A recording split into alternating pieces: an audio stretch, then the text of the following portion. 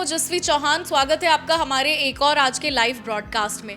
आज का जो दिन है वो बेहद ज़रूरी है हिमाचल प्रदेश के लिए भी और पूरे हिंदुस्तान के लिए, क्योंकि आज का जो दिन है वो आने वाले हिंदुस्तान की और हिमाचल प्रदेश की दशा और दिशा तय करेगा।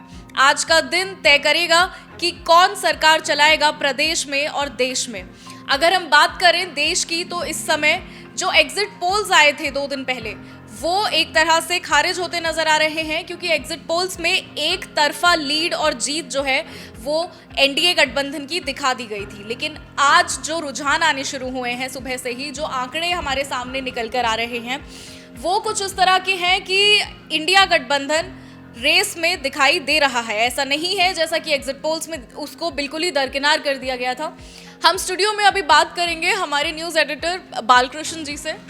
तो बालकृष्ण जी, हमें बताइए कि क्या आंकड़े इस समय चल रहे हैं देश में इंडिया गठबंधन और एनडीए गठबंधन? देश में आंकड़े बहुत चौंकाने वाले सामने आए हैं ओजस्वी जी। और जो है मैं आपको एक बात बता दूं कि 272 का बहुमत का आंकड़ा होता है और एनडीए ने 400 पार का नारा दिया था, लेकिन एनडीए उस 400 पार के नारे से बहुत नीचे आ गई है। 290 पर अभी एनडीए चल रही है और 230 पर जो है इंडिया गठबंधन चल रहा है और आदर्श में भी 23 लोग चुनाव जीतते हुए नजर आ रहे हैं जी। और कोई खास सीट है ऐसी जिस पर कुछ शॉकिंग हो रहा है इस समय?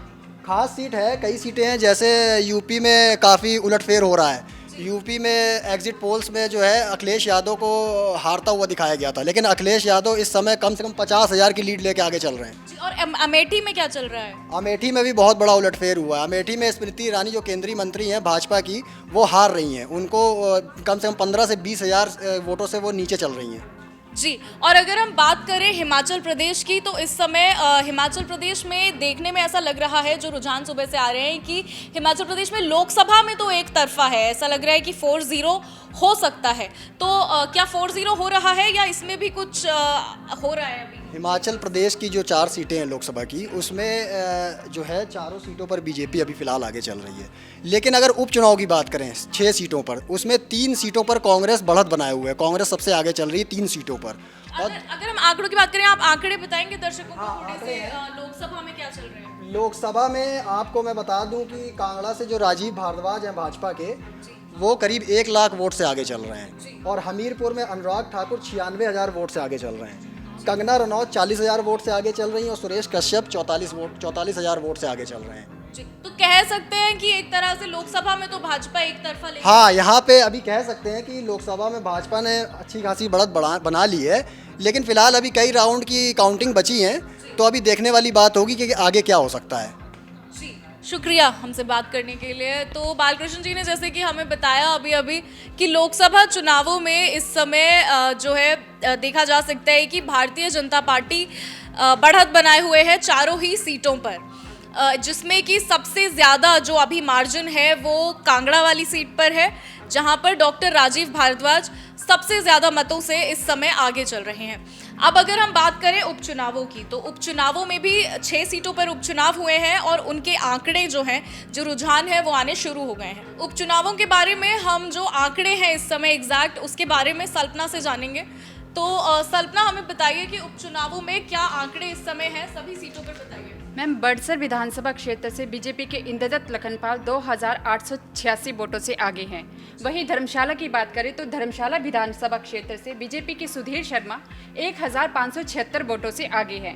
वहीं गगरेट विधानसभा क्षेत्र से कांग्रेस के राकेश कालिया 4,676 वोटों से आगे हैं, तो कुटलैहड़ विधानसभा क्षेत्र से कांग्रेस के विवेक 870 वोटों से आगे है। लाहौल स्पीति के निर्दलीय प्रत्याशी रामलाल मारकंडा 1,123 वोटों से आगे हैं। सुजानपुर विधानसभा क्षेत्र से कांग्रेस के रंजीत सिंह राणा 332 वोटों से आगे हैं। तो सुजानपुर में आपने बताया कि रंजीत सिंह राणा जो है वो आगे चल रहे हैं। तो रंजीत सिंह राणा इस समय आगे चल रहे हैं सुजानपुर से, जैसा हमें सल्पना ने अभी बताया है। सुजानपुर एक हॉट सीट मानी जा रही थी क्योंकि राजेंद्र राणा जो हैं वो इस सीट से थे और बगावत जो है वो कहीं ना कहीं यहाँ से शुरू हुई थी। सरकार के साथ जो हुआ फरवरी के अंत में, वो चीज़ उसकी जो नींव रखी गई थी, माना जाता है कहीं ना कहीं वो सुजानपुर से रखी गई थी, क्योंकि राजेंद्र राणा जो हैं वो उनके जो सुर हैं उनमें बगावत कहीं ना कहीं सुनाई देने लगी थी उसी समय जब वो सरकार का हिस्सा थे, तभी से। तो हम एक बार फिर से मैं रिक्वेस्ट करूँगी विक्रांत से वो इस साइड आ जाए।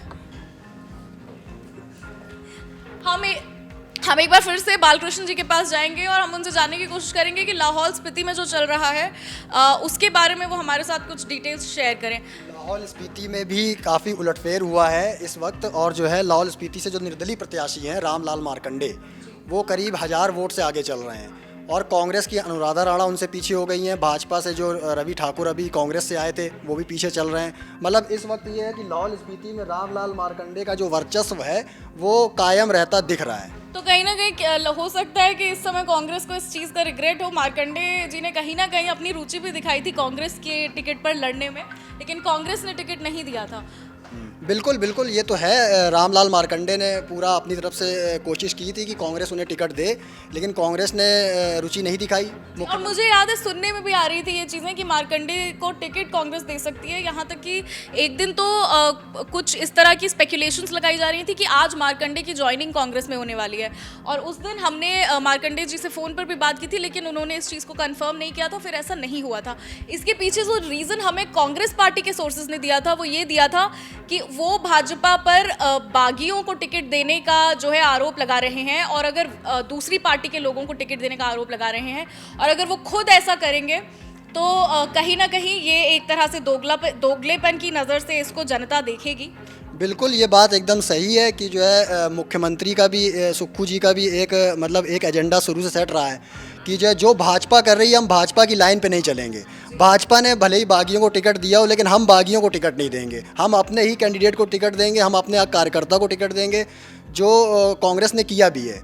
लेकिन लाहौल स्पीति में मेरे को लगता है कि कांग्रेस से थोड़ी सी चूक हो गई है। अगर रामलाल मार्कंडे को ये टिकट दे देते तो हो सकता है कि अच्छी बढ़त आज कांग्रेस को हो रही होती वहाँ पे। रुझान देखकर तो ऐसा ही लग रहा है, लेकिन धर्मशाला देखकर ऐसा नहीं लग रहा है, क्योंकि धर्मशाला में भी कांग्रेस ने सेम ही रीज़न की वजह से राकेश चौधरी को टिकट नहीं दिया था।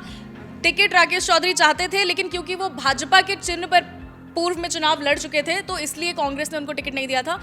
और वो काफ़ी पीछे भी चल रहे हैं, वो निर्दलीय लड़ रहे हैं चुनाव, काफ़ी पीछे वो चल रहे हैं। सुधीर और जग्गी के बीच जो मुकाबला चल रहा है बालकृष्ण जी, उसके बारे में हमें बताइए।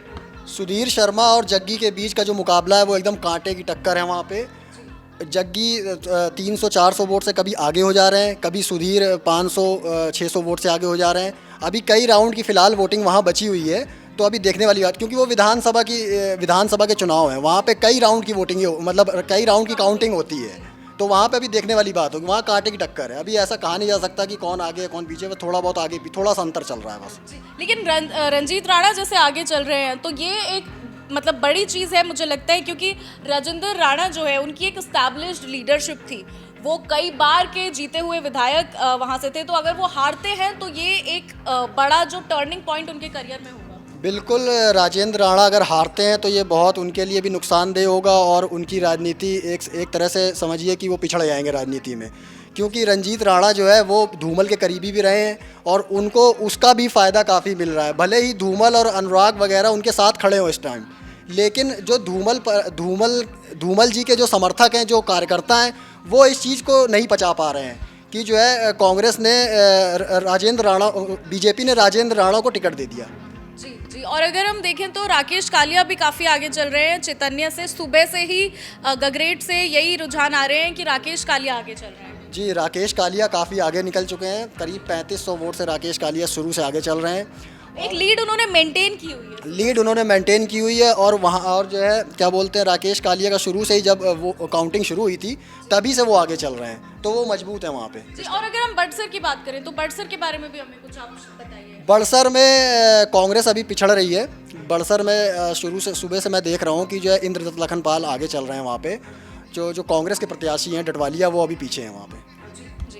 तो अभी हमने जो है डिस्कस किया लोकसभा सीट्स को और उपचुनाव की जो सीट्स हैं उनको डिटेल में।